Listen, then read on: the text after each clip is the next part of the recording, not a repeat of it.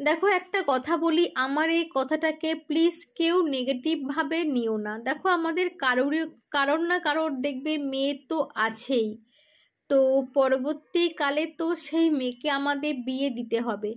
তো দেখবে যে অনেক সময় দেখবে যে খবরের টিভি নিউজগুলোতে বা তুমি পেপার কাগজে পড়ো না কেন, যে দেখবে মেয়েরা শ্বশুরবাড়িতে অত্যাচার সহ্য করতে না পেরে সে কিন্তু মারা যাচ্ছে।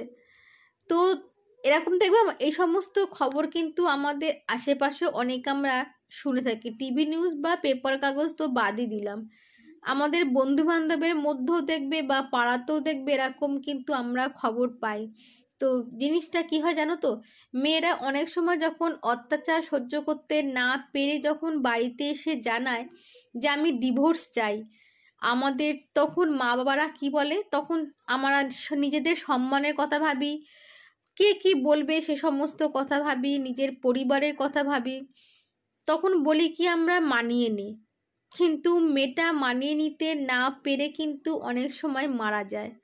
তাই প্লিজ সবার কাছে আমার একটাই কথা, যে দেখো মৃত কন্যার থেকে ডিভোর্সি কন্যা অনেক ভালো, অনেক সম্মানের।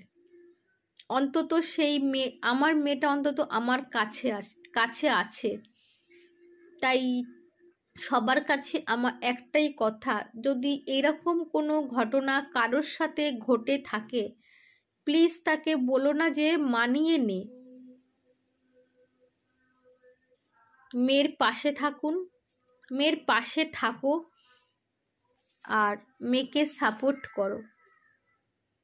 হুট করে এরকম ভিডিও পোস্ট করছি বলে কেউ কিছু ভেবো না, কারণ অনেক দিন ধরে ভাবছি যে একটা এরকম ভিডিও আমি বলবো, কারণ অনেক সময় আমি অনেক খবরও দেখেছি, পেপারও দেখেছি, আবার আমার আশেপাশেও দেখেছি, আমার নিজের বন্ধুর ক্ষেত্রেও হয়েছে একটা এরকম ঘটনা।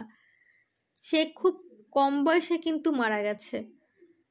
তো আমার মনে হয় যে মৃতকন্যার থেকে ডিভোর্সি মেয়ে অনেক ভালো। ভালো লেগে থাকলে অবশ্যই লাইক কমেন্ট শেয়ার করো। Tata bye.